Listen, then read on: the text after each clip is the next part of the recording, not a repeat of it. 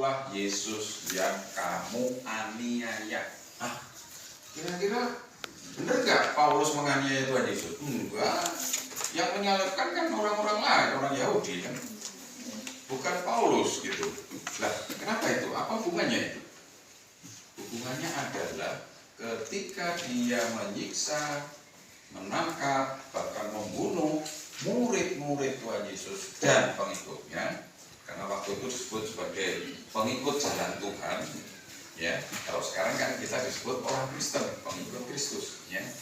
Nah, ketika itu mereka yang mengaku sebagai orang Kristen dikejar-kejar.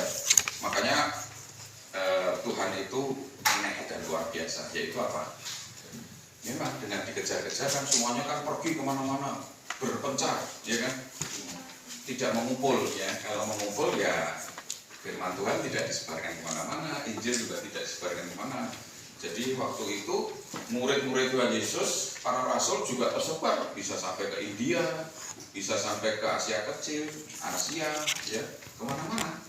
Dan mereka semua memberitakan Injil, termasuk orang-orang yang sedang dikejar oleh Saulus. Nah, ketika itu kemudian Saulus mengetahui bahwa waktu saya mengejar, menangkap, bahkan membunuh murid-murid dan bahkan pengikut-pengikut itu sama dengan menganiaya Kristus sendiri.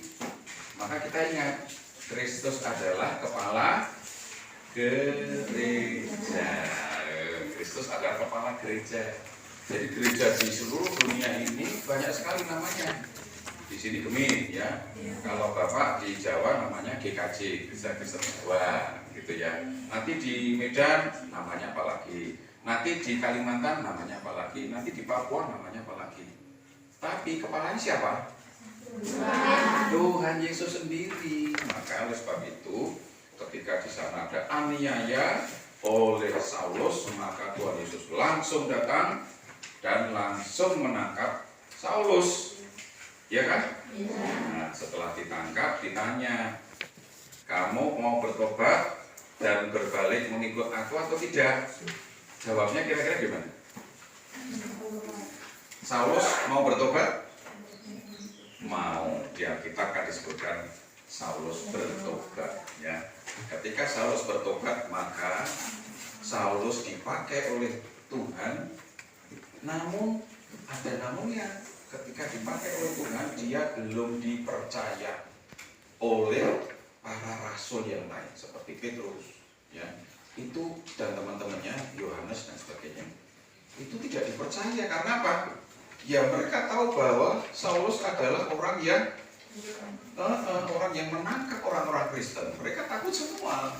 Gitu. Maka oleh sebab itu selama 14 tahun Paulus itu meyakinkan murid-murid Tuhan Yesus bahwa dia sekarang sudah percaya pada Kristus dan dia pergi kemana-mana memberitakan Injil, sama seperti para rasul yang lain. Nah, setelah 14 tahun baru murid-muridnya Tuhan Yesus mempercayai. Jadi anak-anakku, bahwa ketika Tuhan mau memakai seseorang seperti Paulus, maka biasanya Tuhan akan mengajar, ya, mendidik. Nah, sekarang kalau kalian akan diajar dan dididik, ada yang mungkin cepat. Karena apa? Dia langsung bertobat, dia langsung belajar Alkitab, dia langsung kemudian diutus kemana-mana, mau di sini mau, di sana mau, gitu. Tapi ada yang lambat.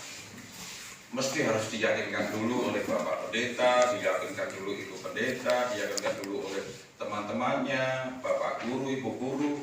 Baru kemudian, oh iya ya, saya mesti harus begini ya.